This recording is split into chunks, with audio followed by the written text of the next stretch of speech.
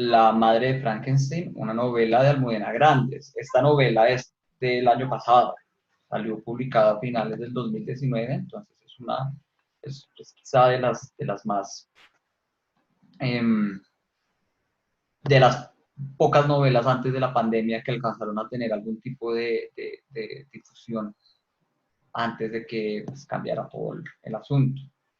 Um, la autora es esta señora que se llama Almudena Grandes, todavía está viva, ciertamente, desde el 60. Nació en Madrid. Ella se hizo muy famosa en el 88 con una novela que se llama Las Edades de Lulú, que es muy extraña, pues es una mala novela, pero que es muy importante para la escena cultural madrileña porque es una de las primeras novelas eróticas que se produce después del franquismo, ¿no? Entonces es una novela que irrumpió mucho en España porque habló muy abiertamente del sexo y especialmente desde la postura de una mujer en una sociedad que venía con todo el peso de la iglesia, del catolicismo y de ocultar la sexualidad, como vemos en la novela La madre de Frankenstein. De hecho, ella insiste mucho en ese tipo de temas, de la represión política, cómo la represión política afecta los cuerpos y la sexualidad. Entonces ella en el 88 saca esa primera novela, que es película, que está por ahí, a veces la daban, me acuerdo en mi época la daban en Universal, de vez en cuando, por ahí está esa película. De resto, tiene un chorro de novelas, creo que tiene más o menos 9 novelas antes de esta, 8 novelas. Tiene relatos, cuenticos infantiles y dos libros de ensayo, se llama eso, no ficción.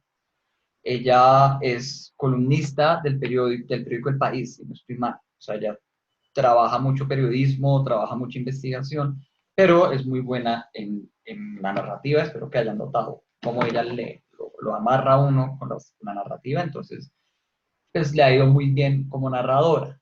De hecho, esta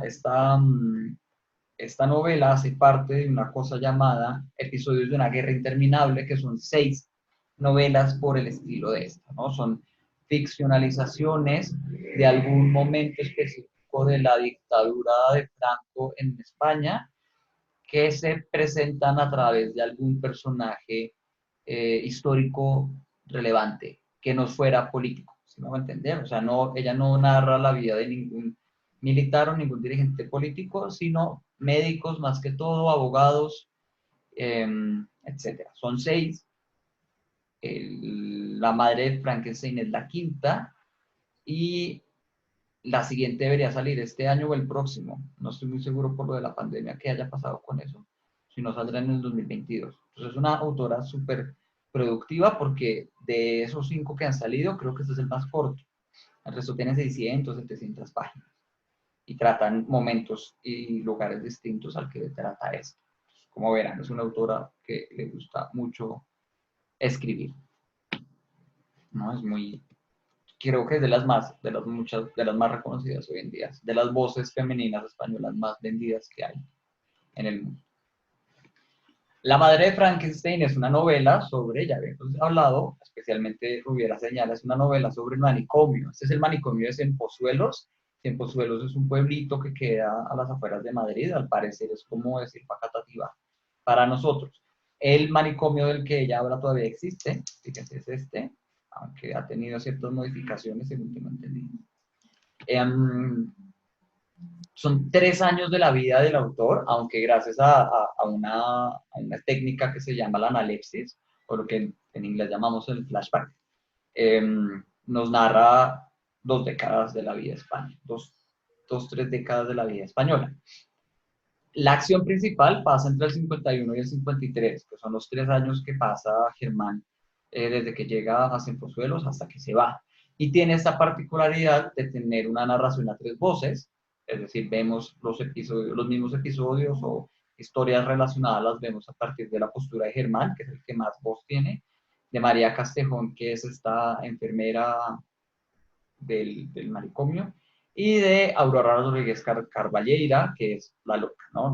La paciente psiquiátrica, que es ella el personaje histórico sobre el cual gira alrededor la novela. Ella es la conexión con la realidad.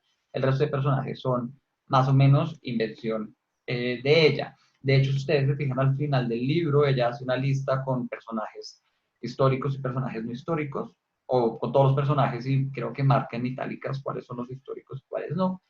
Y nos cuenta también en el epílogo todo el asunto de cómo ella llegó a construir esta novela, de dónde se le ocurrió esta idea. Al parecer, esta idea es de las primeras que ella estuvo para construir novela y hasta ahorita salió.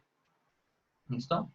Esta, la señora a la derecha, es la doña Aurora. Les digo, es un personaje muy, muy sonado en la historia temprana del siglo XX española, porque, como podemos ver en la novela rápidamente, asesinó a su hija. Asesinó a su hija Hildegard, le disparó mientras ella dormía, por al parecer un ataque de celos, tenemos entendido que es al respecto, y eso desencadenó un problema, pues una reacción grande, porque esta señorita, que tenía 13 años o 15 años a la hora de morir, Eren confirmo, 19. 19, ya era grandecita, ah bueno. Sí. Esta china fue una A niña los 3 entró a la pródigo. universidad. Era abogada, iba a estudiar medicina, y extrañamente era marxista, ¿no? Era de izquierda, hizo parte del PSOE, que es el partido que hoy en día está en el gobierno español. También hizo parte de otro partido que ya se acabó, todos de tendencia a la izquierda marxista. Fue educadora sexual, eso es muy extraño, porque uno tiene esta idea de la España del siglo XX como una España de represión, pero antes de Franco hubo mucha teoría sexual conectada con el psicoanálisis. Esta china estudió mucho al respecto. Entonces, la historia que nos cuentan, que parece que es la historia más oficial, la que aparece en la novela ciertamente, es que a Hildegard la empiezan a buscar de otros lados. La quieren sacar de Madrid, la quieren llevar a enseñar a universidades en otros lados, y la señora Aurora, que ya tiene pues, su episodio psicótico, o sea, desde la gestación y la producción de Hildegard hay un deseo psicótico de megalomanía, de tener el poder, de controlar la creación de una mujer perfecta, que es el resultado de la mejor mezcla racial y que a través de los mejores estudios puede llegar a ser el mejor ser humano que pueda existir. Desde que empieza ese experimento con tener su hija, pues ya Aurora demuestra tener estos visos de rabia, de psicosis, ¿no? De problemas psiquiátricos profundos. Y entonces cuando Hildegard crece y ya empieza a tener autonomía y empieza a tomar decisiones que van en contra de la ideología o de las ideas que llevaron a la señora Aurora a tenerla y a producirla bajo esas condiciones, decide matarla, ¿no? Arma una escena de que probablemente se imagina, o la explicación que ella da es que su hija se va a meter con un hombre. Aurora es en cierto sentido casta, o por lo menos considera que la sexualidad no tiene sentido, el placer de la sexualidad no tiene sentido, sino solo funciona en la medida que nos permite crear, procrear especialmente, ¿no? Producir hijos. Ellas, digo yo, ahí que son representantes del espíritu de la Segunda República Española. Ahorita les cuento más o menos cómo es ese periodo larguito de la historia de España, pero con esto me refiero a que hay un periodo de España antes de Franco y después de una dictadura rara que hubo en los 30, o sea, la década de los 30 en España, una década de mucha producción intelectual y de mucho revuelo político. Fíjense que España llega muy tarde en la historia de Europa a la democracia. Ellos, como tuvieron tantos años, durante tantos siglos tuvieron un imperio tan importante y tan grande como pues como fue América, y como fueron partes de África, y como fueron partes de Filipinas, y el Caribe especialmente, y el norte de África. Ellos siguieron por mucho tiempo funcionando a un modo de una monarquía, aunque ellos metieron constitucionalidad a la monarquía en el siglo XIX, si no estoy mal, políticamente su espíritu estaba quedado rezagado con respecto al resto de países en Europa. Fíjense que Francia perdió el rey en 1700, Alemania, pues con la Primera Guerra Mundial, desaparece mucho de lo que había tratado de construir el Imperio Prusiano, Italia está construyendo lo que va a ser la Italia fascista de Mussolini, entonces toda Europa está en este proceso, Rusia está en su proceso del comunismo, toda Europa está en ese proceso de ver qué queda, qué gobierno vamos a elegir, con un mundo convulsionado después de tantas guerras, con un montón de colonias regadas por ahí pidiendo independencia, con una exigencia universal de que se acepte la democracia como la mejor forma de gobierno. Entonces, España hasta finales del siglo XIX, hasta 1894, pierde las últimas colonias que le quedaban, que son Cuba, Puerto Rico y las Filipinas, las pierde contra Estados Unidos y queda en un vacío porque son un reinado sin reino, se quedan sin tierras y sin colonias a las cuales explotar, y entonces un poco el sentido de la realeza pierde fuerza. Entonces lo que implica, lo que les implica es adelantarse rápidamente en la carrera política.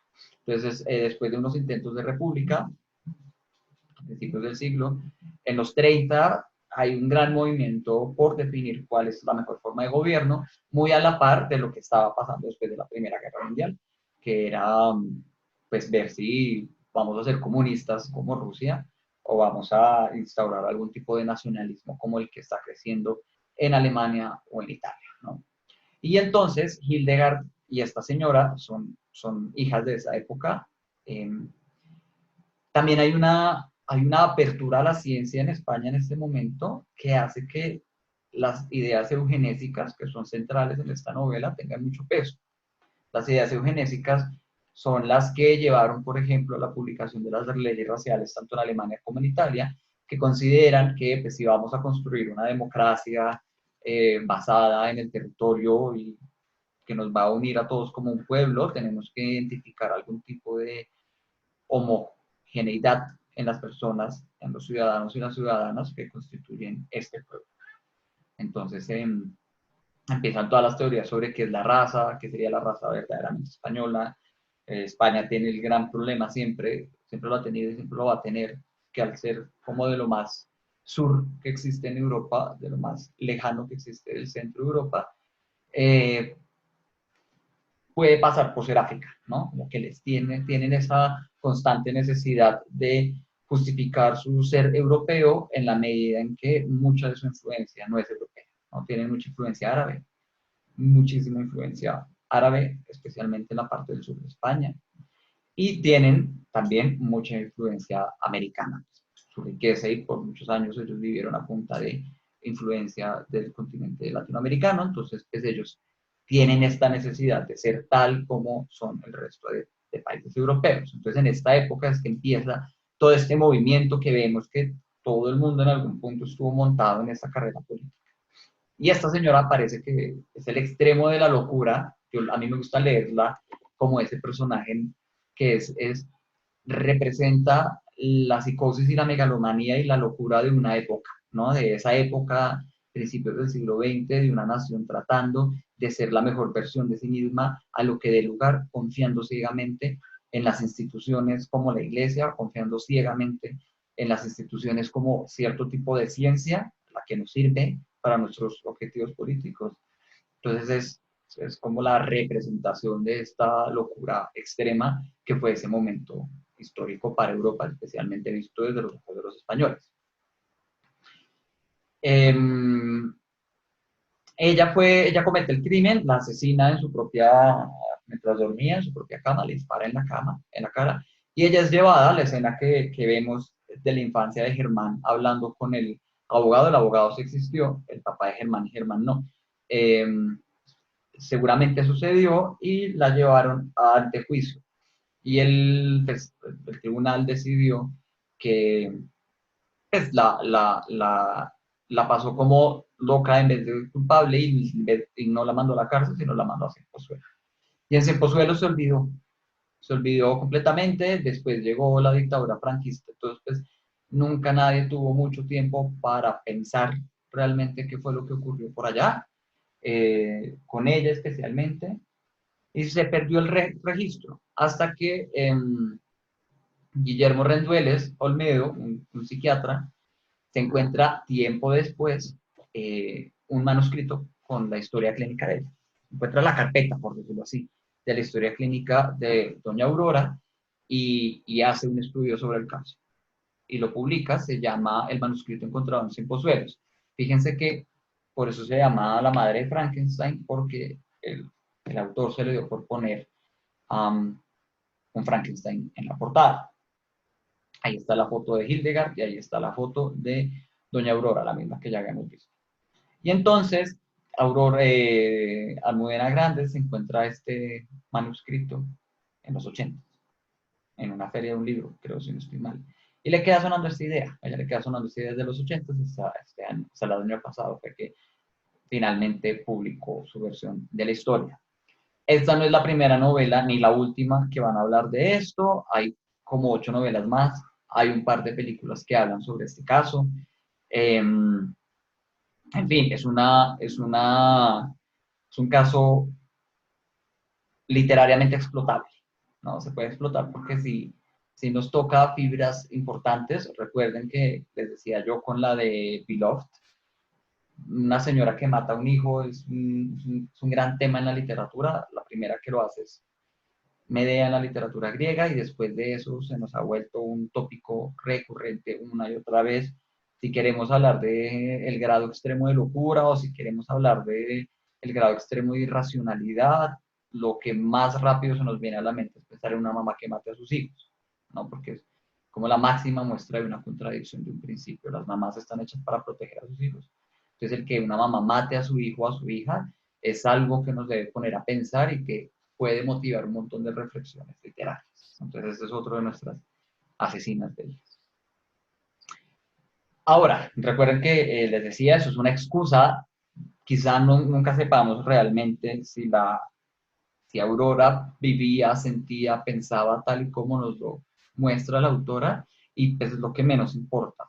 A mí se me hace que lo chévere de usar este caso es que la autora tiene una excusa, presenta una excusa para contarnos un momento histórico importante para España, ¿no? En este caso, son tres décadas, les digo, entonces trata 4 temas importantes, 4 momentos importantes.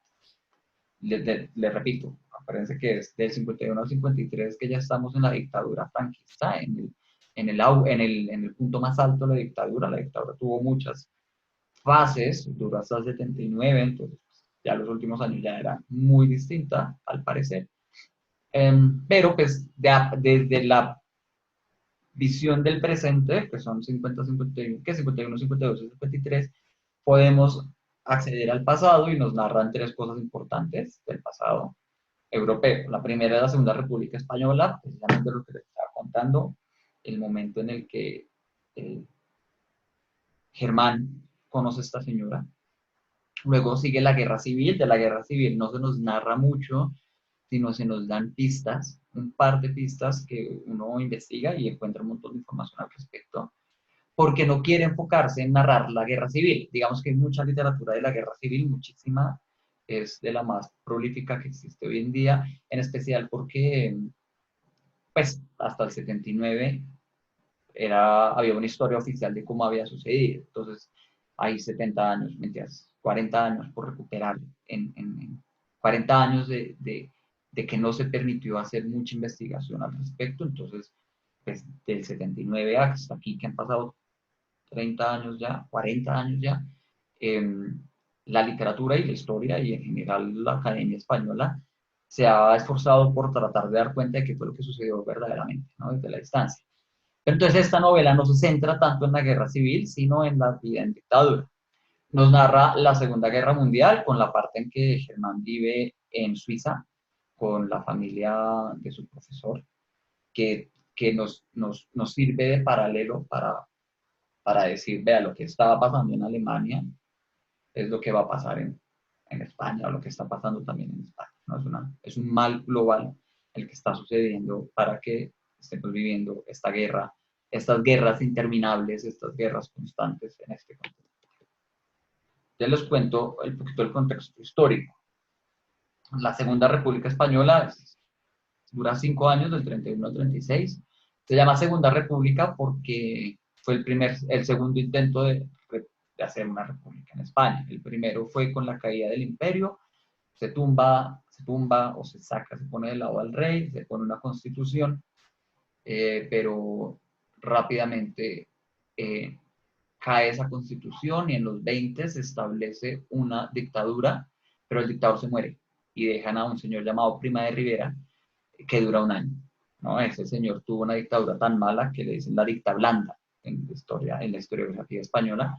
Se le llama la dicta blanda y el tipo lo único que hizo fue como heredar ese cargo de dictador y ver que no podía hacer nada con el montón de movimientos políticos que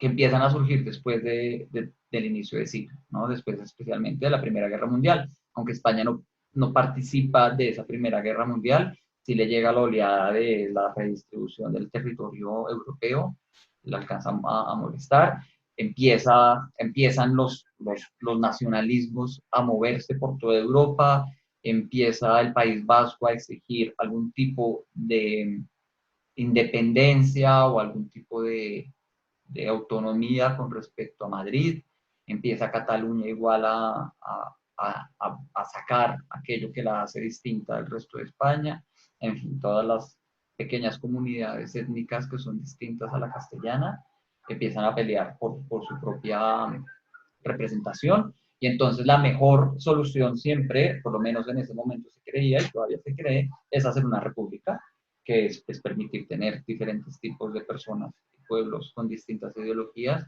participando equitativamente en un gobierno democrático, ¿no? Aquí es donde sucede el asesinato de Hildegard y la infancia de Germán. Fíjense que es una España libre. Lo que más resalta de ese recuerdo de Germán, antes de que él tuviera que irse de España y volver, es que era una España donde su papá podía hacer lo que quería, podía ayudar a las investigaciones que él consideraba que eran válidas, su mamá podía hablar lo que quisiera, mientras que ya después de la guerra civil, lo que queda es una España completamente del secreto, de la sospecha, del miedo a la denuncia, de la imposibilidad de hablar de ningún tema, de los nombres que no se pueden mencionar, de las calles que no se pueden transitar, ¿sí? Como que queda ese recuerdo de que la Segunda República Española fue un buen momento político para España, fue un momento para vivir, y que de la cual Germán tiene que escapar. Si Germán no escapa de eso, no llegaría a ser el gran científico que puede llegar a ser, porque dentro de la dictadura que luego queda, pues, él no tiene posibilidad alguna de explorar lo que quiere explorar. Luego, en 1936, empieza la guerra civil. Uno de las grandes facciones, de los grandes partidos que empieza a tomar fuerza es la Falange. La Falange es un partido, aunque luego se vuelve el partido, es el único partido existente, que es de corte sindicalista de derecha. Se le suele decir fascista, pero pues hay distinciones. Teóricamente no es lo mismo que el fascismo italiano, aunque concuerdan por lo menos en el espectro político donde cae. Este es una ideología, es un partido político corporativista, es una cosa muy rara que yo creo que ya no existe hoy en día, y dice, vean, a nosotros no nos gusta que los partidos políticos, aunque ellos fueran un partido político, sean los que tomen decisiones en el gobierno ni nada por el estilo, porque no hay una representación verdadera del interés del pueblo. El verdadero interés del pueblo, y entonces eso tiene un raigambre marxista extraño, el interés del pueblo lo conoce, el que mejor conoce es el sindicato, ¿no? Hay que hacer una patria a punta de sindicatos. Entonces unimos los sindicatos dependiendo de regiones y de labores, y ellos son los que detentan las decisiones importantes sobre la economía y en general sobre la política del país, porque es un país que va a vivir de la industria. Entonces ellos se empiezan a sublevar, ellos se sublevan en el 36 y ellos surgen, ay, ya no me acuerdo de dónde surgen ellos. Ellos deben surgir del norte. Em, con el generalísimo, sí, con el generalísimo a la cabeza, Francisco Franco es el generalísimo, si no estoy mal. Y ellos reciben un apoyo muy, muy, muy, muy, muy grande de la iglesia y del fascismo italiano, ¿no? Hitler y Mussolini apoyan este movimiento, aunque es un poquito distinto a lo que ellos proponen, pues tiene principios similares. Se basa en la explotación de un sentimiento nacional, en las ganas de expulsar aquello que no se sienta propio, en las ganas de homogeneizar el gobierno y la raza en un territorio determinado por una historia que se considera que es mítica, ¿no? Entonces, pues, lo que hace la falange es apelar a la grandeza del imperio español, a que en algún momento el imperio español poseyó todo el mundo, y entonces que hay que darle algún tipo de reconocimiento al poderío militar que permitió llegar a tener tanto territorio y al poder eclesiástico, al catolicismo que permitió convertir tanta gente en señales castellano y volverlos parte del imperio, ¿no? Entonces se unen esos tres y empiezan a tomar ciudad por ciudad. El objetivo de ellos es llegar a Madrid para tumbar al gobierno de turno, que son los republicanos, que son los partidos que existían, y los marxistas. Los marxistas son del lado de los republicanos en este caso. Entonces empieza un movimiento muy importante. En el mapa lo que les muestro es como, creo que este mapa es antes del 39, debe ser como el 38, en el que lo verdecito, lo café, es lo que han tomado los sublevados. Lo azul son las ciudades importantes para los sublevados, por ejemplo, Sevilla, Córdoba, Cádiz, Zaragoza, creo que es donde empieza todo, Salamanca, Valladolid, esos eran los centros de poder para ellos. Mientras que los rojos son las ciudades republicanas, Madrid, obviamente, porque es el centro de gobierno, y toda la costa que da hacia el Mediterráneo. Fíjense que Cartagena y Alicante son los puertos desde los que se escapa la gente cuando ya los están dominando.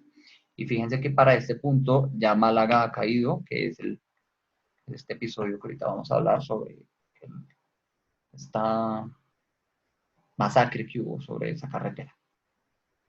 En 1939, Franco toma Madrid. Finalmente entra a Madrid después de bombardearlo un montón.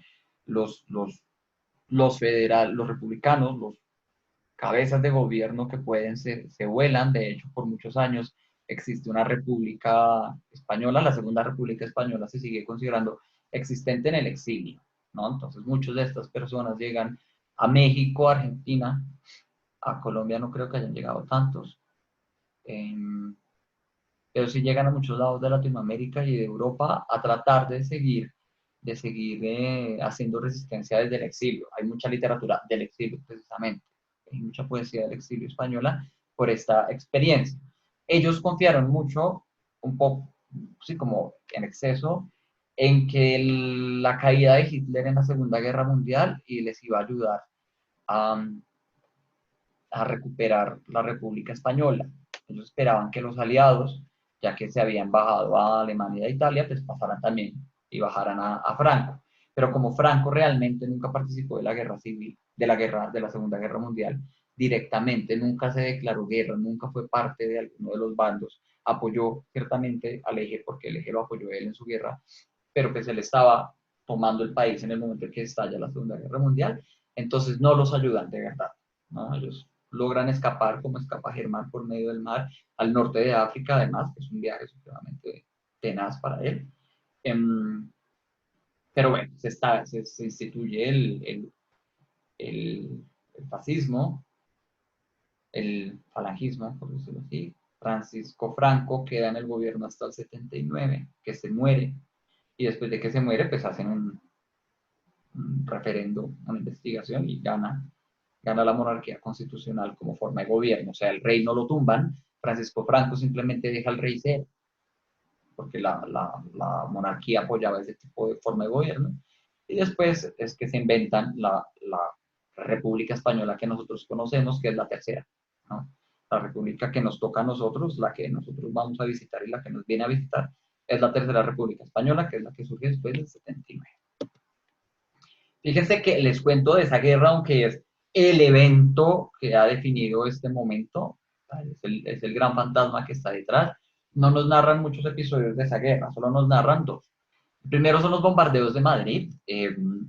Recuerden cuando Germán va con su amigo a los cursillos del padre Armentero, ¿es el apellido de este señor?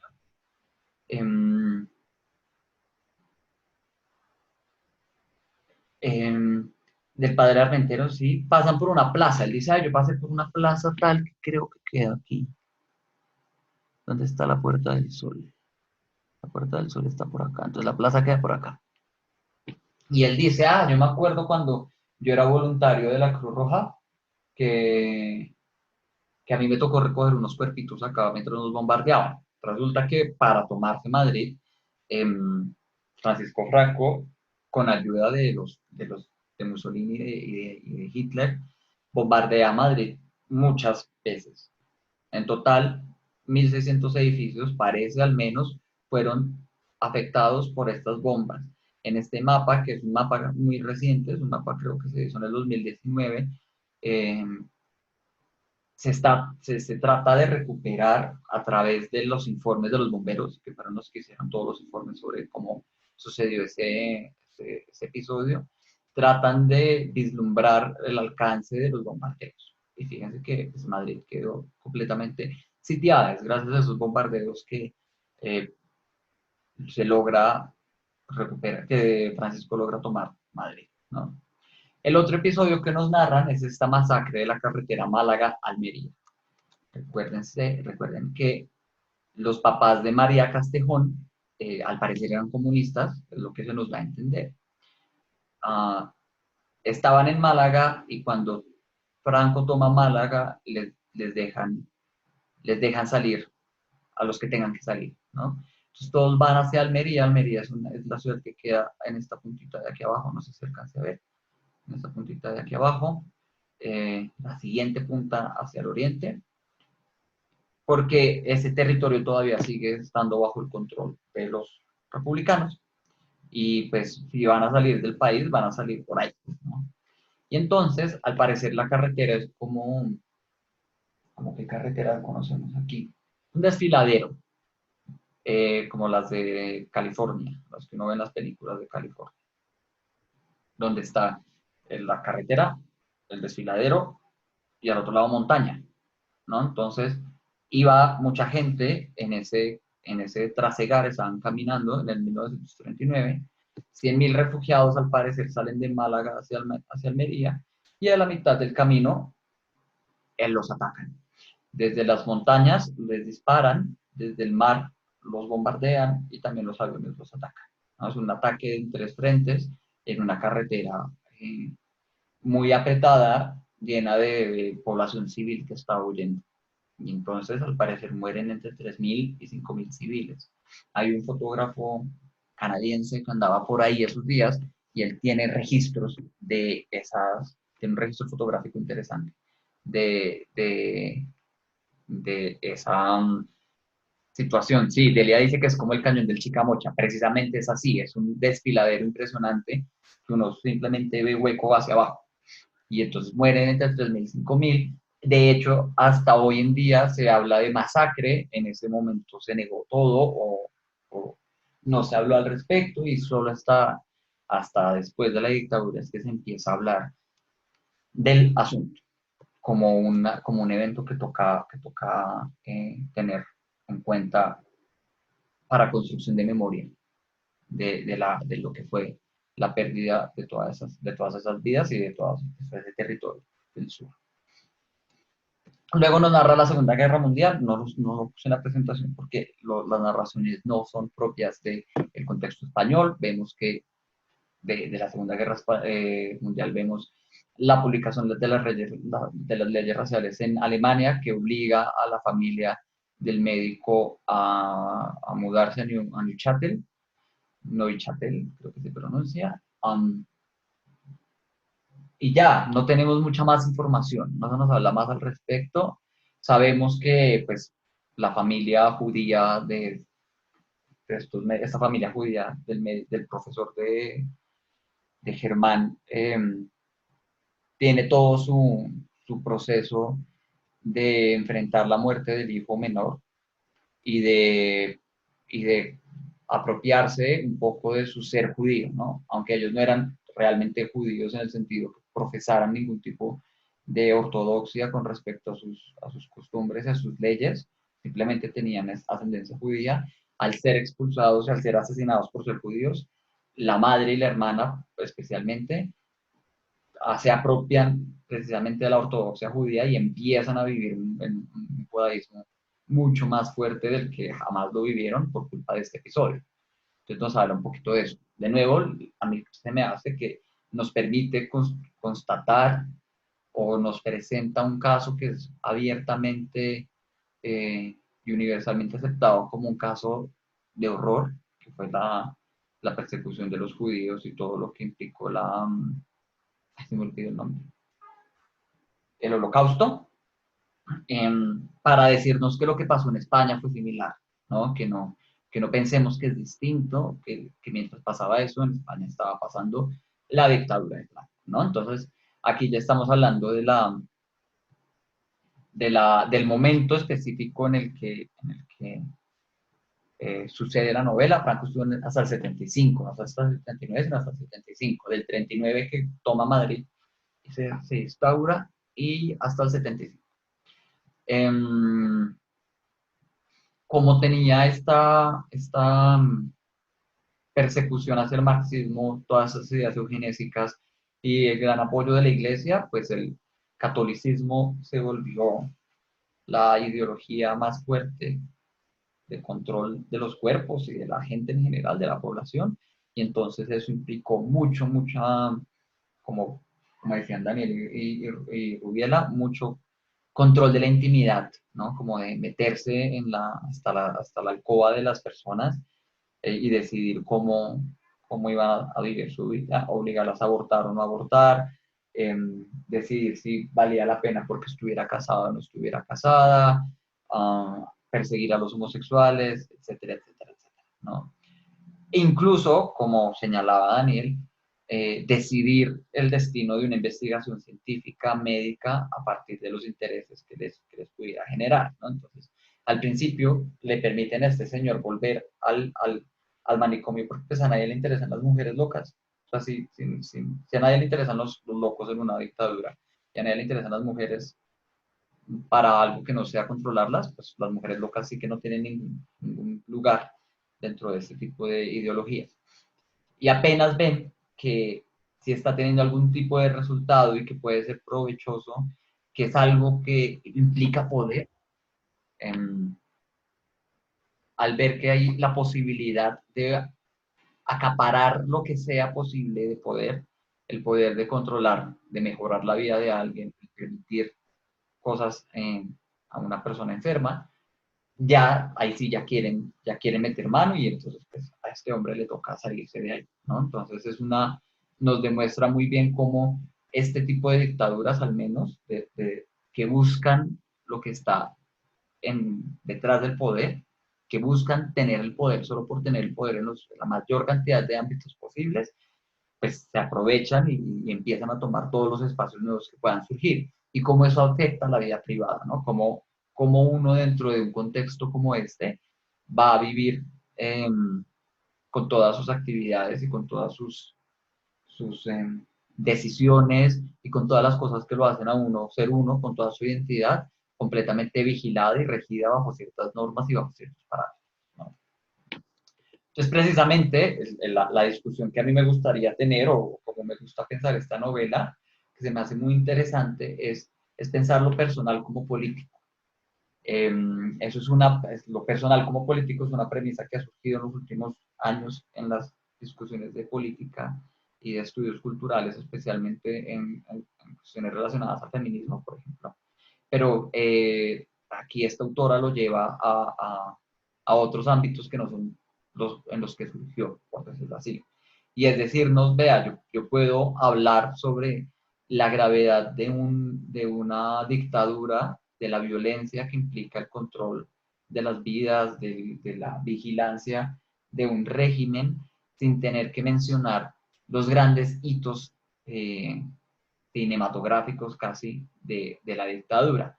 Si bien, fíjense lo que les decía, me hablan de la caminata esta de Almería, de la masacre, y nos hablan de los bombardeos, pero entre líneas, ¿sí? No se nos sienta un personaje y se nos narra, vea, pasó así, y murieron tantos, y fue muy grave, para que uno se aterrorice, sino que nos lo cuela en el chisme, ¿no? Lo que uno ve de grave es la vida de cada personaje, ¿no? Uno sufre ese mismo control que lleva a bombardear una ciudad o que lleva a masacrar a 3.000 personas, uno lo vive en la intimidad de estas personas que no se sienten tranquilas con hablar de ciertos temas en público, que tienen que vivir cierta forma de vida, digamos la sexualidad oculta, o cosas por el estilo. También resulta sorprendente ver cómo igual hay espacios de socialización muy normales, ¿no? Como las fiestas donde llevan a esto, donde este niño rico lleva a María Castejón y la embaraza, eh, que demuestran que en todo caso, a pesar de que estaban bajo un tremendo control político, pues igual todavía había espacio para ciertas formas de diversión, de fiesta y de sexualidad, ¿no? Entonces, nos revela cómo nos puede mostrar un periodo muy grave de la vida a través de contarnos la vida de, de, de personas del común, como nosotros. Entonces también nos dice como, uy, o a mí me sirve mucho para pensar como una advertencia de en el momento histórico en el que uno vive pueden estar pasando graves, grandísimas cosas que no son graves y grandísimas porque estén en los grandes titulares, sino porque nos determinan la vida diaria. Por ejemplo, el coronavirus creo que ya llegó a una fase en la cual ya no es la gran noticia, ya las cifras no nos importan tanto, ya pues hay otros eventos en el mundo, ya volvió el fútbol, ya volvieron los restaurantes que acaparan la atención, pero no obstante, lo tenemos atravesado en todas nuestras actividades. Nos toca salir con tapabocas, no hemos podido, hoy no vamos a poder salir a pedir dulces, eh, no sabemos cómo vaya a ser el final del año, pues no hemos podido planear nuestras vacaciones y eso va calando en la intimidad, ¿no? Eso nos va atacando un poco en la manera en que nos vemos. Ahora que nos vemos, como me pasa a mí, con alguien que no he visto en los 7 meses, mi primera reacción es no dar abrazo, ¿no? Y eso es una manera en que algo políticamente muy grande, hacia Daniel, como la decisión de si me ponen vacuna o no, si me enfermo o no, que parece que no tiene ningún tipo político, pues hay alguien atrás controlándolo, hay alguien atrás tomando ventajas de este tipo de cosas, y yo no lo veo claramente sino hasta que me sucede en la interacción personal con mis costumbres y con lo que yo estoy acostumbrado. Entonces me hace que esta novela me encanta, además es una gran novela en la medida en que uno siente la represión brutalmente, sin que, pues de hecho, uno tenga el policía encima. Simplemente uno la ve suceder pues, bajo los ojos de uno. Se me hace muy curioso, será temas que quisiera discutir o que me parecen importantes, que Rubiela mencionó, por ejemplo, la presencia de la elección del manicomio como lugar para hablar de eso, porque pensamos generalmente que el manicomio es un lugar aislado, entonces pues, en el manicomio no llega nada y del manicomio no sale nada, pero es aquí donde sucede la mayor cantidad de la acción, por lo menos reciente de la novela, eh, y cómo el utilizar el recurso de la persona loca hablando en primera persona nos puede llevar a tener cierto tipo de salir un poco de la idea que tenemos acerca de la locura, ¿no? Creemos que es algo tan ajeno que ni nos damos a la tarea de imaginar cómo sería vivirla. Esta novela pues nos pone bajo la piel de alguien que está viviendo eso, o al menos imaginativamente, y entonces uno le da cierta perspectiva y le puede generar empatía. A mí me generó bastante empatía. Entonces, no sé, quisiera escucharlos, ¿qué les parece la novela ahora sí? ¿Por qué lado quisieran discutirla hoy? ¿Qué personaje les gustó? ¿Cuál no? Los escucho y las escucho.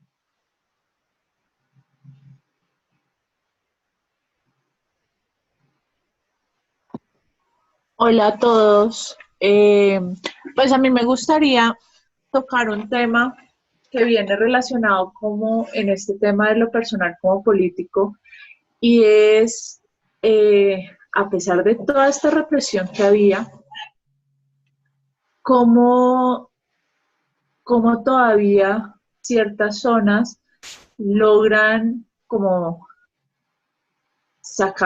hacer su rebeldía, ¿no? Los ricos buscan pues tener sus prostíbulos, tener sus lugares de esparcimiento, tener los sitios donde ellos ganan una ventaja a pesar de que están dentro de toda una restricción católica importante y frente a lo que ellos tienen unas familias, hijos, novias, se casan por la iglesia, son grandes personas, pero igual tienen sus cinemas ocultos donde van y eh, abusan de las empleadas, eh, de sus empleadas domésticas o de cualquier niña que se les pase por el frente que tenga una menor nivel social de ellos. Ujú.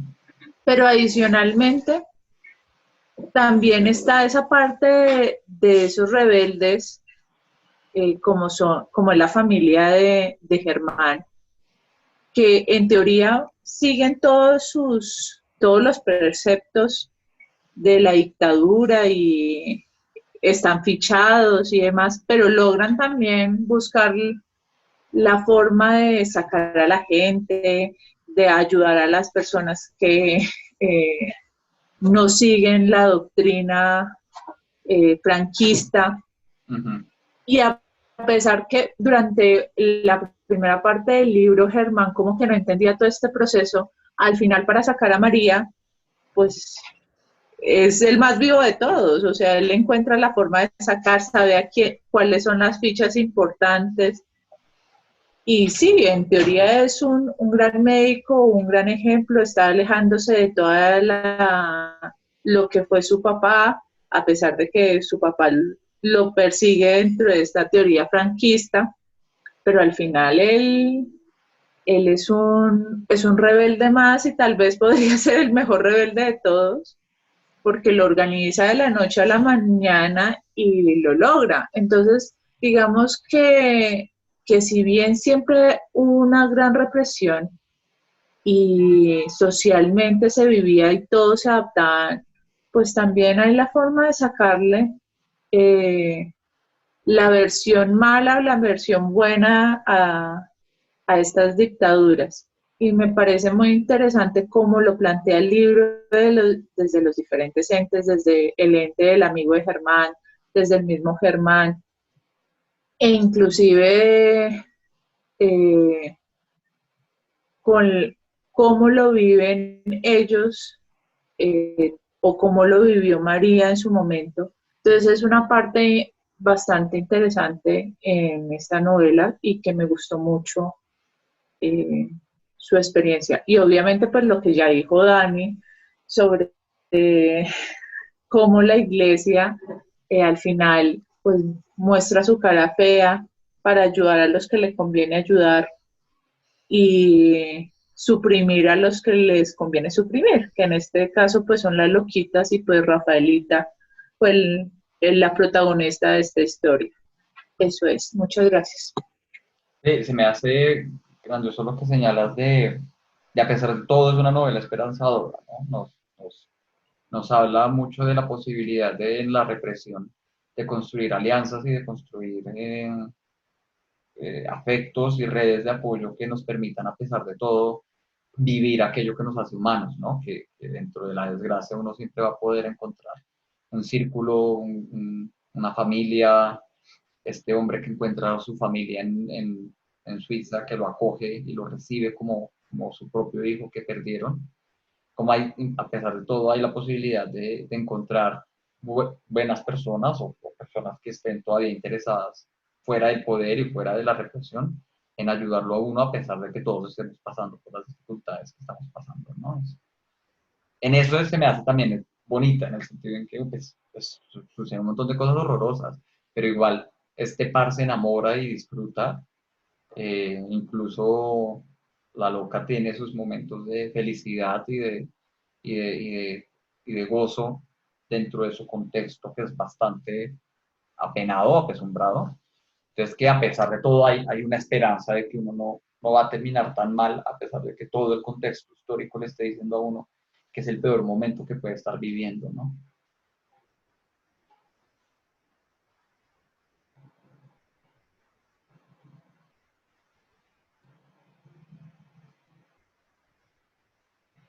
Claudia, ¿a ti qué te pareció? Cuéntanos. A mí el libro me gustó mucho.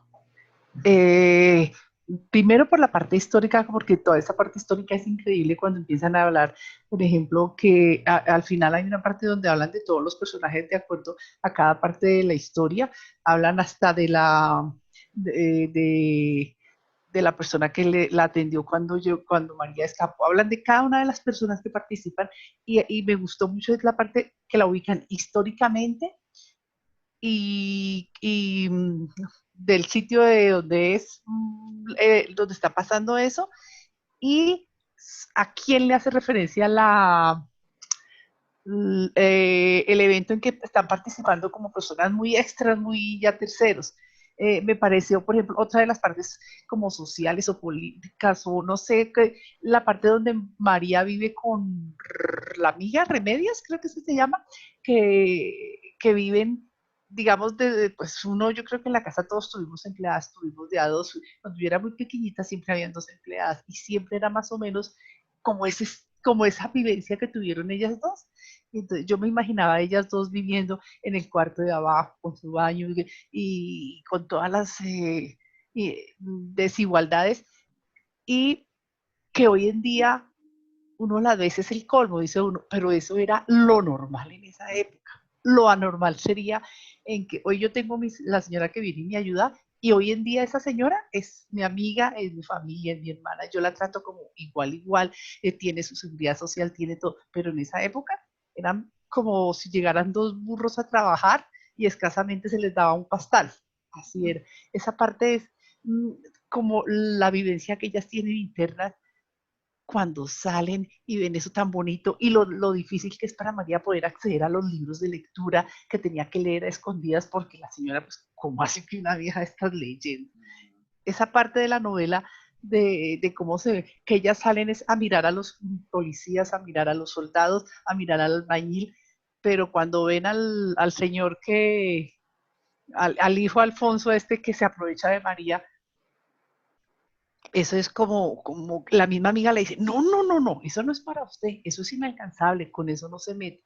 Esa parte es dura, triste, que se ve hoy en día a otros niveles y no sé si uno es porque su mentalidad cambió, se ajustó a la vida, a lo verdaderamente razonable, de que cualquier persona que llegue a trabajar a mi casa es un contrato de trabajo, en esa época eso no existía, hay que ponerse seguridad social, en esa época no existía. Son muchas cosas que a uno le han cambiado las ideales.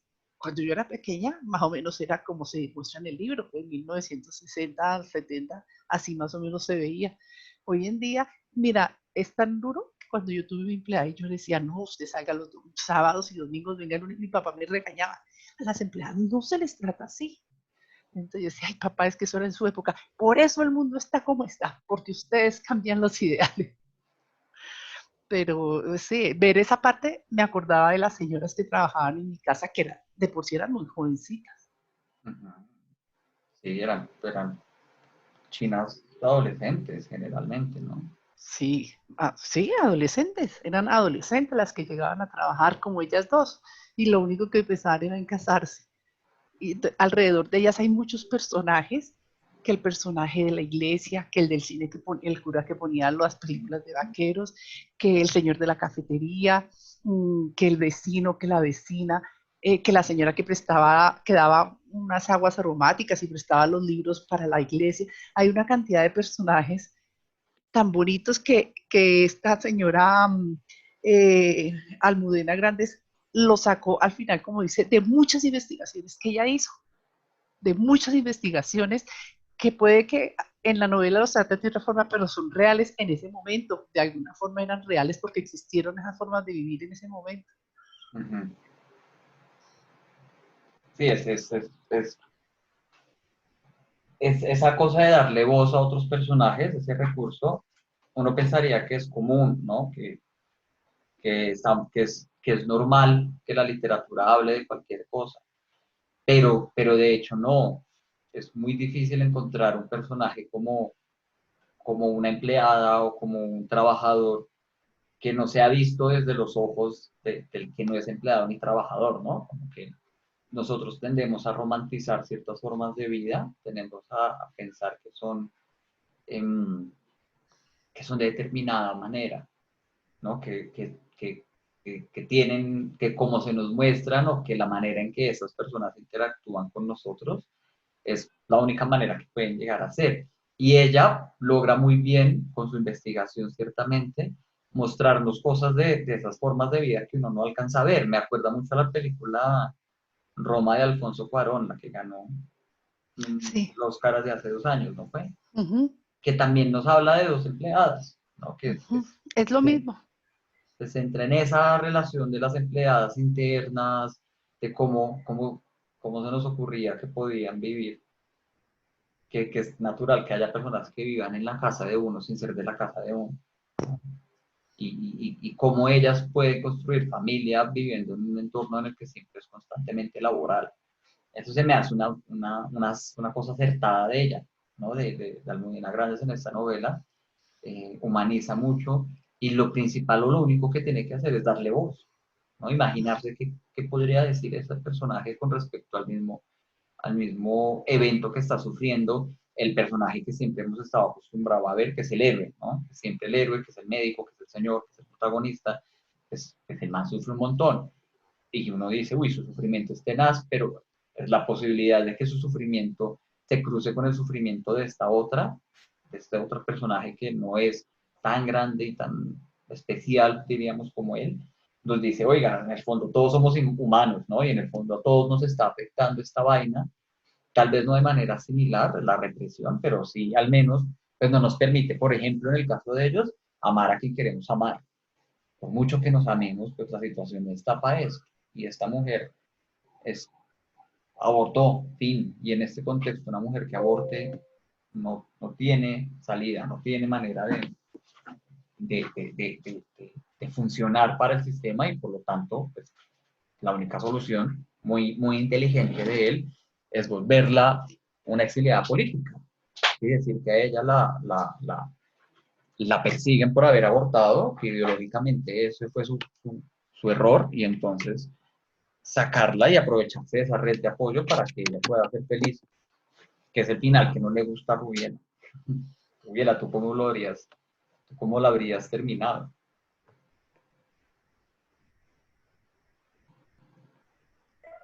A mí como me gustan las novelas románticas por muchos años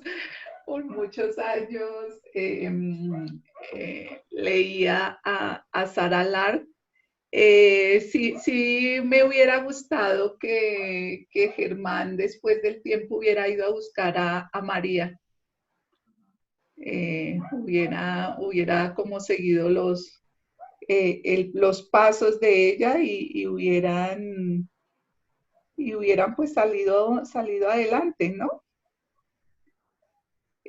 Tal vez ese sí hubiera sido el final que yo hubiera planteado, que ellos hubieran terminado juntos, pero eso es en un romanticismo, obviamente, pues en ese conflicto en el que estaban y en ese cambio de identidad y demás que se dio, pues también pues será difícil y es lo chévere de la literatura, ¿no? Que puedes tú ponerle el final, puedes terminar la novela en el final menos esperado. Entonces interesante. Al final, pues por lo menos ella supo qué había pasado con él, que había escrito el libro, y él en su imaginación decía, si María leyó mi libro, con eso es suficiente para mí. Uh -huh. ¿sí? Entonces, pero interesante el tema.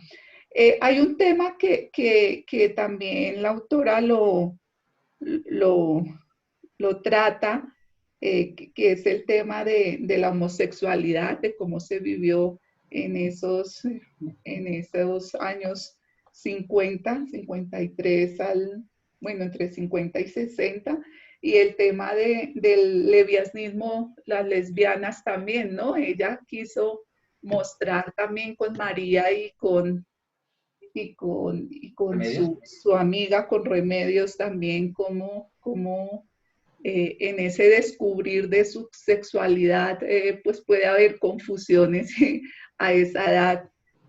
También, pero también como la iglesia siempre metió también la mano en, en ese tema de la homosexualidad y cómo ellos creían que interviniendo podían cambiar como esa naturaleza del ser humano, ¿no? Uh-huh.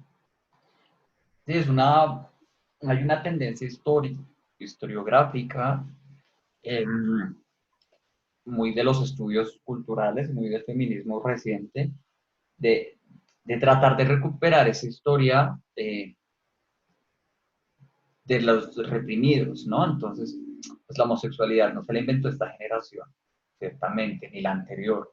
Es una cosa que ha venido siempre estando, pero solo hasta ahorita pues hay posibilidad de hablar, ¿no? Entonces, mucha de la literatura lo que trata de hacer y mucha de la investigación histórica lo que trata de hacer precisamente es imaginar o investigar, de hecho, cómo sucedió en esa época, porque pues tenía que existir una forma diversa de pensar y de amar y de vivir. Entonces, pues, imaginarse cómo pudo haber estado esa represión. Digamos que en otros países, yo creo que leen esa novela y, por ejemplo, el escándalo alrededor del aborto les debe parecer absurdo. Nosotros todavía tenemos estamos en medio de esa discusión de considerar si el aborto es apropiado o no apropiado y bajo qué contextos. Hay sociedades en las cuales les parece que es completamente obvio que pues, bajo esas condiciones la mejor posibilidad que tenía María era la de abortar, a pesar de todo lo que eso pueda llegar a implicar. Ella es libre de decidir, ¿no? Entonces, es una muy buena manera de mostrar cómo hay ciertas represiones que uno, aunque uno no viva, pues están ahí, ¿no? Pues yo como hombre nunca voy a tener la represión del aborto, pero quizá ese miedo y ese riesgo que implica el embarazo para una mujer que no se ha casado, cómo determina su vida, cómo puede establecer si ella merece seguir viviendo o no, seguir trabajando o no, casarse o no casarse, o casarse con quién, dependiendo de su historia sexual, por ejemplo, es algo que vale la pena pensar, al menos imaginarse cómo lo vivían y cómo eso pudo haber sido un trauma para muchas y sigue siendo un trauma y un problema para muchas mujeres en el mundo. Entonces ella sí tiene ese elemento de recuperar la voz, digamos, del, del que poco ha hablado en la historia, con lo de la homosexualidad y con en general la sexualidad de las mujeres. Me hace que son mujeres muy, muy abiertamente sexuales eh, para su entorno. No imaginaría que en esa época pues las mujeres, como la amante esta coja de Germán, ¿no? Que también tiene que logra establecer un rito de vivir buen sexo con un tipo que le gusta sin enredarse en matrimonios o sin enredarse en qué dirán de mí ni nada por el estilo, sino realmente gozar el sexo como un placer del cuerpo sin ver todos los tintes sociales que para su época se podía implicar.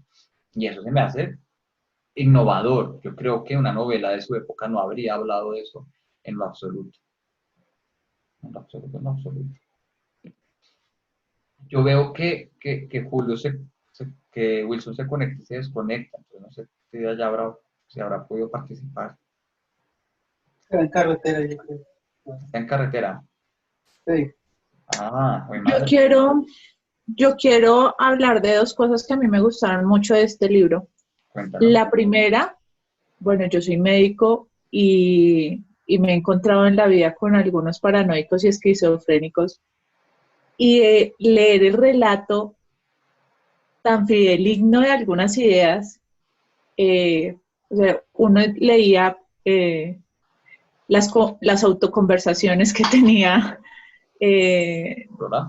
Aurora, y yo decía, uy, Dios mío, esto es una fuga de ideas, y fue realmente muy interesante. Yo creo que la descripción de su idea megalomaníaca, el creerse que ella podía crear y cambiar a la humanidad y que tenía 3 oportunidades, primero con su hija Hildegard, luego con los muñequitos, que es lo que finalmente la lleva a ser la madre de Frankenstein, y ya lo último con su cáncer.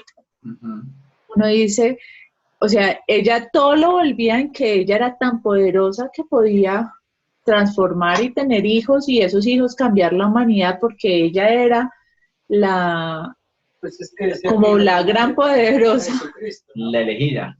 La elegida, sí, como ese Dios que puede venir a cambiar al mundo entero.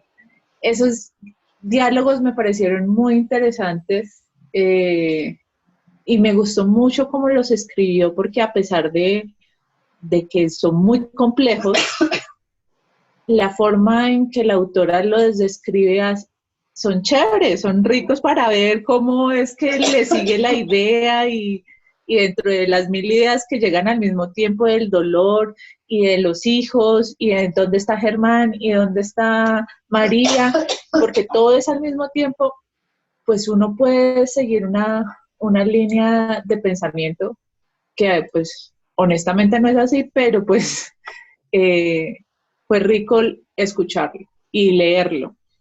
Y lo segundo que también me gustaría hablar es los personajes malos. Realmente eso es un libro lleno de personajes buenos, de gente buena, ¿sí? De la hermana, ya no me acuerdo, ¿Dana? Anselma. No, Anselma es la mala. La mala, la buena fue la que se fue de- Ana y Belén. Belén, Belén. Belén. De la hermana Belén, de Germán, de Samuel, toda es gente buena durante todo este trayecto. Pero hay 2 o 3 personajes malos que aparecen, tal vez, si son 5 páginas de todo el libro, es mucho, pero uno les tiene un odio, pero así desde el fondo del alma, además porque es ese tipo de personas que genera repulsión, ¿no? De los que se creen muy buenos, y es que mira, yo te estoy haciendo un favor casándote con este tipo que es un ampón, ¿sí? Pero te estoy haciendo un favor. Yo le estoy haciendo un favor a la bebé, porque es que cómo va a estar con una mamá loca. Pero realmente los únicos que se hacen favores son ellos. Eso le dejaron ni a la abuela. Pero lo que a mí me llamaba mucho la atención son 5 o 10 páginas de 500 que tiene el libro. Y en esas 5 o 10 páginas uno tiene ese recuerdo visceral de odio, de repulsión por estos personajes que son malos. Y tal vez es lo primero que dijimos en nuestra conversación, es que terrible la iglesia, terrible Anselma, terrible el padre Almaro. Pero son 10 páginas. El resto está rodeado de personas buenas en todo el libro. Y también yo creo que es por la descripción y porque la autora logra remover esa fibra profunda de qué es lo que más despreciamos de las personas que nos caen mal. Entonces quería pues mencionar esas 2 cosas que me gustaron mucho del libro. Es un libro muy interesante, es un libro que a pesar de lo largo que es, pues uno no lo siente. Yo que soy una lectora nocturna, yo decía, no, me tengo que acostar a dormir, o si no, no me voy a madrugar a levantar. Y me obligaba a suspenderlo, porque si no lo cogía y era perfectamente medianoche, yo tengo que despertarme muy temprano, entonces ¿a qué horas voy a hacer esto? Entonces me gustó mucho, muchas gracias. A ustedes, sí, se me hace... Bueno, Daniel. Álvaro, yo quiero decir algo sobre la parte de la sexualidad, específicamente el homosexualismo. El homosexualismo es obviamente tan antiguo como la humanidad. Y siempre, inclusive hasta hoy, existe en un oscurantismo, pues que la verdad se dice que es genético, que se adquiere por una violación, que se adquiere por una enfermedad. Bueno, en ese caso, cuando estaba haciendo tratamiento en esa época, que hacían por ¿De electroshock? choques eléctricos. Entonces yo decía, pero yo no creo que un choque eléctrico quite la homosexualidad, ¿sí? Y sin embargo, había, creo que era uno que se aprovechó diciendo que tenía un remedio y se enriqueció, creo que era otro médico, diciendo que tenía la cura para la homosexualidad y ya eso era lo máximo y había que hacer unos choques eléctricos, unos remedios y se iba a quitar. E históricamente se ha demostrado que no se va a quitar. Que nace homosexual, termina homosexual. Y la ciencia pues ha tratado de investigar, pero también encuentra el oscurantismo, la posibilidad de que de pronto averiguan la verdad y hay que callarla. Entonces existe entre las ganas del científico o de la parte médica de investigar, de adelantar, y el poder que se mete, ya sea por la medicina o por el poder político, que interfiere y nunca ha contribuido con la parte médica de colaborar y mirar, sino o es la iglesia, o es el poder político, o es el gobernante de turno, pero algo interfiere en la salud o en la claridad del tratamiento de las personas, ya sea para, como se dio en este caso, para la homosexualidad y también para la salud cualquiera, como en el caso de los locos. Y fíjate, Daniel, que lo que dices aplica también para el asunto de la locura. El siglo XX es muy importante para la medicina de la salud mental porque más o menos se empieza a formalizar a crear de veras un cuerpo científico de investigación que permitiera por medio de medicamentos atacar o ayudar en condiciones que antes se consideraban pues salidas de la nada, ¿no? O sea, la locura era en la Edad Media, pues posesión demoníaca. Y probablemente eran personas que simplemente tenían un desbalance químico cerebral determinado que hoy en día lo llamamos depresión, ansiedad, trastorno obsesivo compulsivo, como sea que lo llamemos. Y es muy evidente cómo en este momento en que empieza a surgir ese cambio de pasar de ideas muy raras con respecto al comportamiento raro a decir eso es una condición médica tratable que podríamos simplemente investigar y para simplemente ayudar a las personas, hay alguien que se resiste. Siempre hay alguien ahí que quiere meter mano, que no va a estar contento con que eso suceda, con que la investigación, o sea, a veces le tenemos mucha fe a la ciencia y a veces tiene sentido, pero se nos olvida que la ciencia funciona dentro de un marco político, histórico, ideológico, específico, y que muchas veces termina respondiendo a eso. Fíjense que hay un padre ahí que sí existe, un psiquiatra ahí que sí existe, que no me acuerdo su nombre. El man decía que existía un gen marxista, ¿no? Y entonces que los marxistas, la gente que tenía algún tipo de ideología marxista, eran un error de genética. Y entonces que se lograba encontrar cuál era el gen marxista, pues en el futuro podríamos decir a esas personas que no se reproduzcan para que no se pase ese gen, o buscar un tamizaje genético de los bebés en la barriga, si el chino va a ser marxista o no, y entonces pues ahí sí decidir abortarlo o no, porque pues el marxismo es lo malo. Entonces pues la opción de la medicina es sacar todo lo malo para nuestro interés. Entonces como que la ciencia no es pura ni transparente por su cuenta, sino siempre tiene un brazo político muy, muy fuerte detrás. Lo que está pasando, por ejemplo, en Estados Unidos con las elecciones. El COVID está matando un montón de gente y es lo que menos importa. Lo importante es cómo lo volvemos una estrategia de elección. Entonces enfermamos a Trump, pero lo curamos rápido. O enfermamos a Trump y nos importa que a la vez esté hablando y tirando su tapabocas por todo lado, ¿no? Bien interesante cómo este libro nos habla de cosas actuales, precisamente en una pandemia que estamos viviendo todavía. Álvaro, yo veo una cosa de lo que decía Daniel, que, por ejemplo, que había un psiquiatra que decía que con electrochoques, pero creo, hay una parte cuando fueron a esos cursillos del padre Asmer, bueno, que Eduardo Hernández le decía al amigo, porque le dijo, pero usted es o no es, o qué pasa, y dijo, no, yo sí soy, yo me vine acá y me hice un tratamiento donde un amigo, que él va, y el mejor tratamiento que él nos hizo era decir, sí, acepten todo.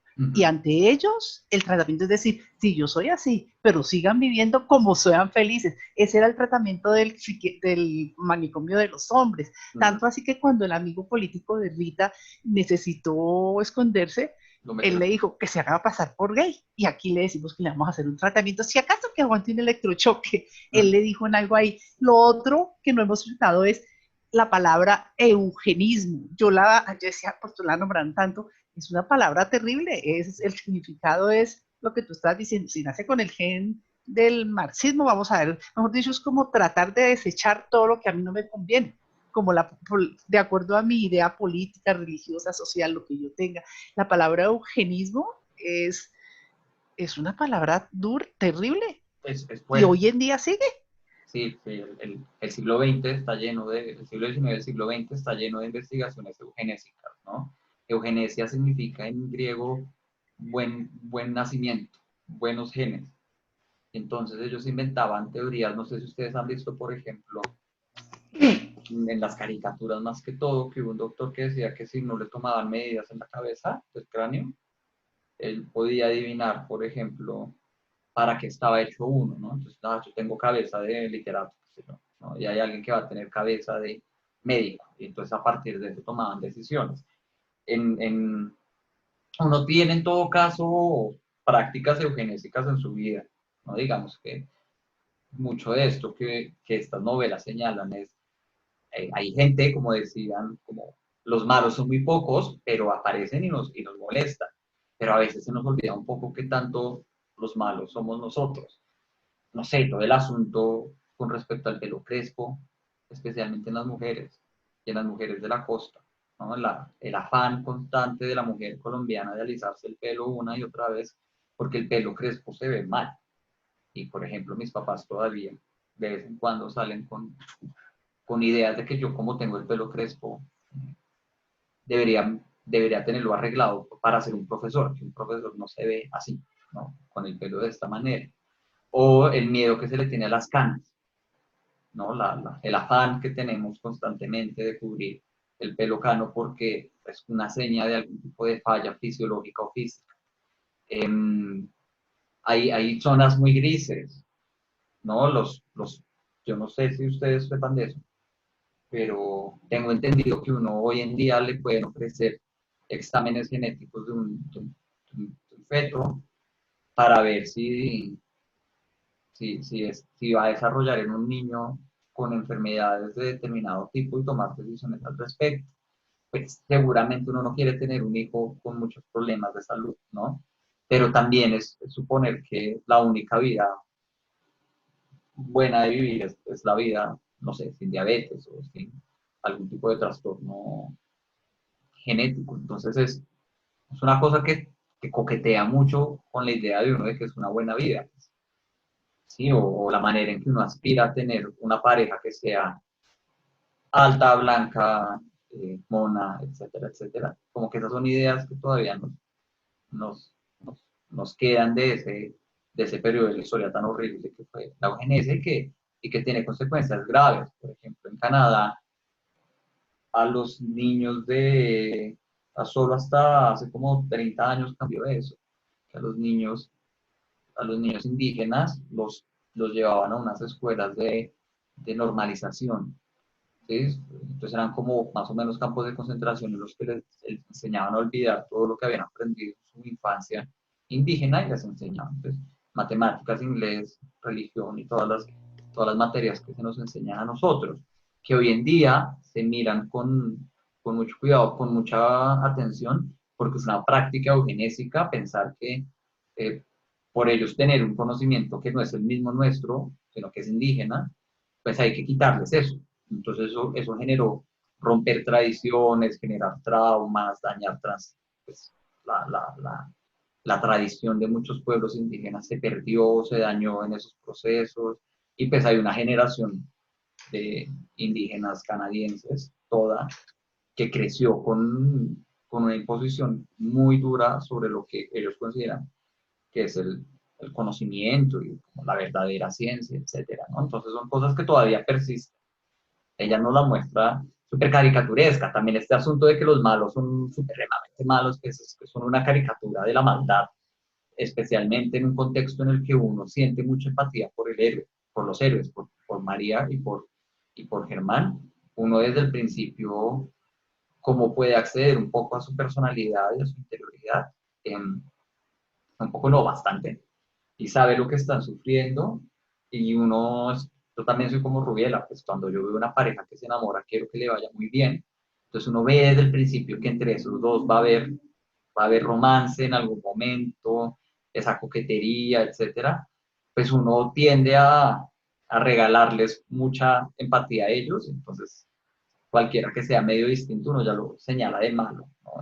De caricaturescamente malo, pero un poco la lección es, pues, esa caricatura del malo está en todos lados, todos compartimos con personas de ese talante, nuestra sociedad está construida sobre eso, entonces pues creo que es una buena lección. Ese libro a mí me gustó mucho por la cantidad de lecciones que da históricas, sin contarme datos, sino más bien imaginándonos cómo sería una vida durante ese momento. No sé si Julio quiere decir algo, Wilson ya volvió, nos ha escuchado, no nos ha escuchado.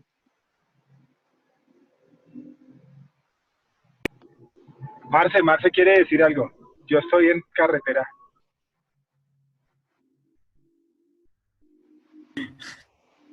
Yo sé por qué él no dice nada. A ver, les cuento cómo me fue a mí con el libro.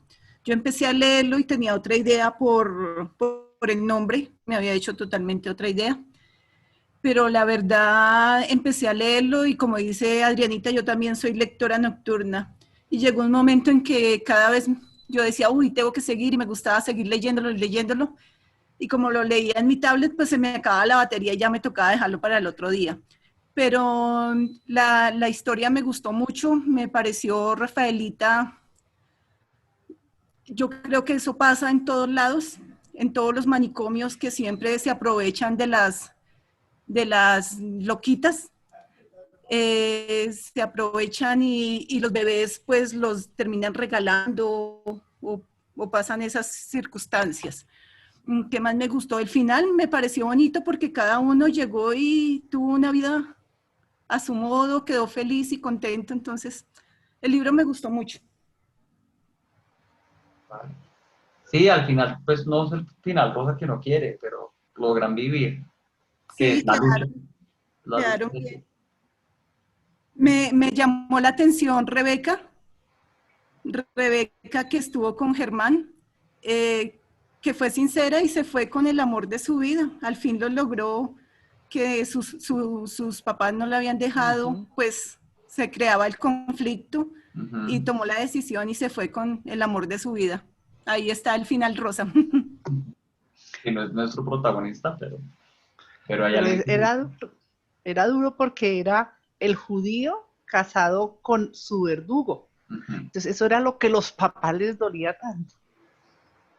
Pero porque también el esposo de Rebeca fue un soldado de Hitler, él decía. Sí. Eso fue y entonces lo que les dolía a los papás.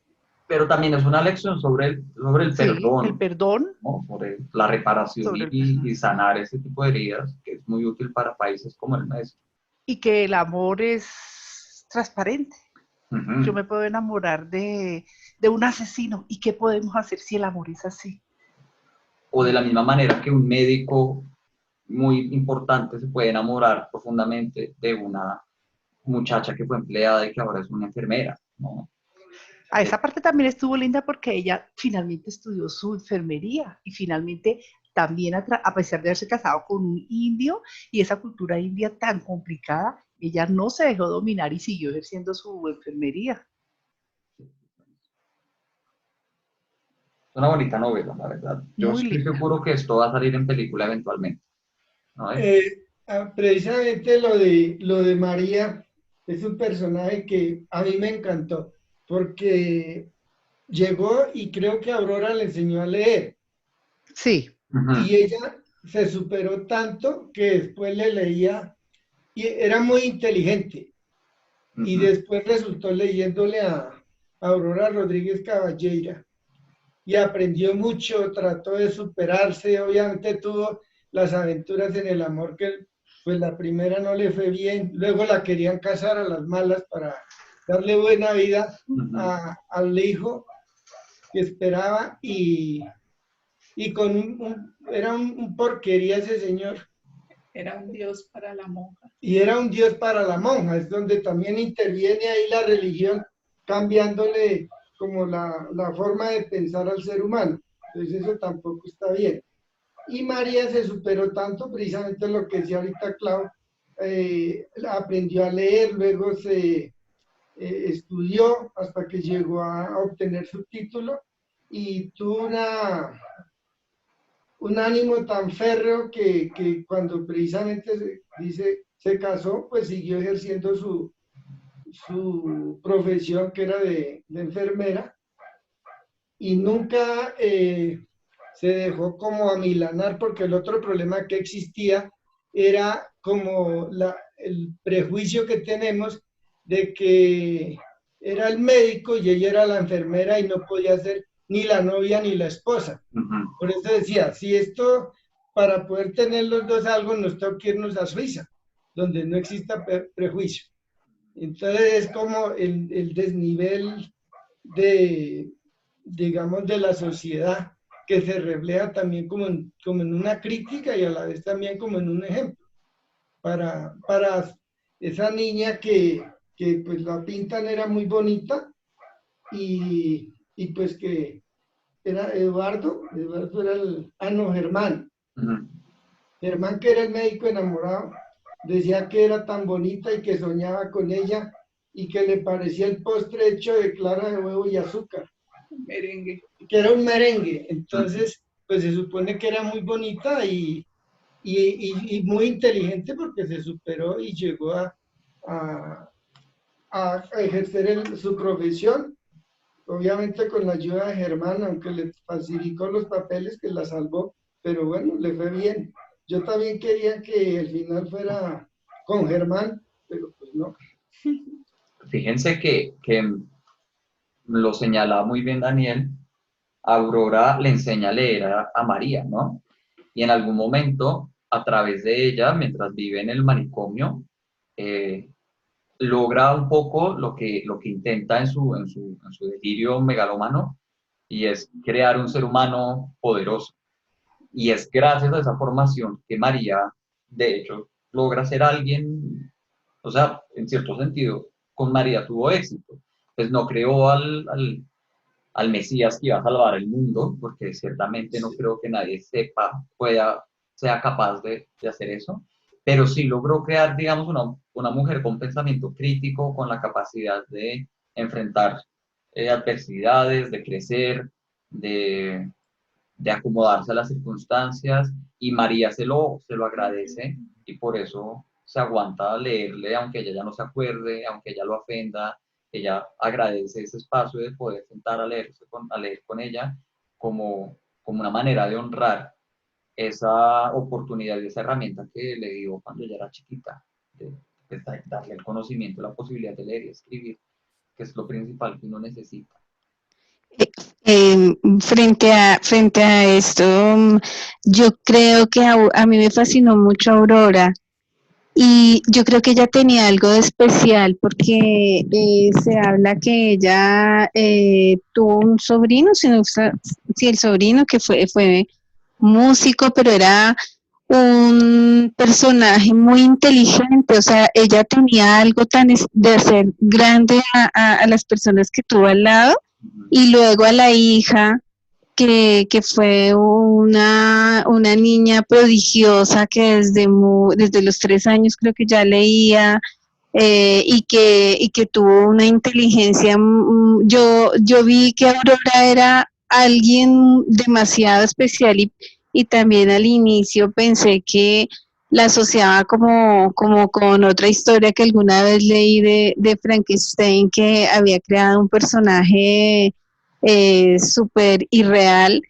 Y cuando veo que le enseña a María a leer y la forma como lo hizo, y María aprendió tan rápido, pienso que Aurora tenía algo súper especial para cautivar a esas personas y llevarlas al lugar. Y de pronto Germán también terminó interesándose tanto por ella y quiso como con ella hacer todo el proceso de su tratamiento, pero es porque ella era, para mí fue el centro de como de toda la historia.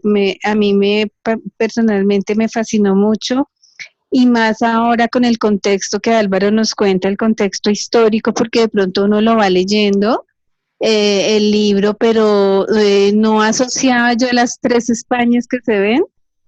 Recuerdo cuando Álvaro llega nuevamente a España, que todo el mundo le decía que esto no es Suiza, esta es una España diferente, esta España que estás llegando acá no es lo mismo, que había que hablar muy pasito, que todo era, por ejemplo, cuando llega por primera vez y están cantando el Ángelus, y él pues como que todo él era español, había vivido allá, pero encontró una España totalmente diferente. Entonces, mi personaje preferido en todo, siempre lo pensé que fue Aurora, pues por supuesto los demás también, pero veo en ella como una grandeza, tanto que alguna vez pensé que de pronto ella iba a terminar recuperada, iba a terminar en otra condición diferente, como que aspiraba a que eso pasara, ¿no? Creo que pues eso es para pues ya de todo lo que han comentado. Sí, yo también quería que ella de pronto en algún momento saliera de su, quizá no se curara, pero sí lograra tener algún momento de lucidez y ser capaz de reconocer hasta dónde había llegado María, como, como, como devolverle un poquito a María de ese amor que ella sentía por, por Aurora, que esta tuviera algún momento de decir, "Uy, oiga, China, la quise y gracias", y morirse. Pero no, ella se muere. Muy feo, también su muerte es bien triste, bien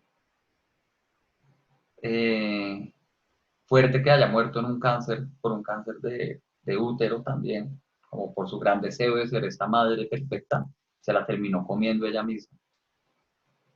Impresionante. Impresionante.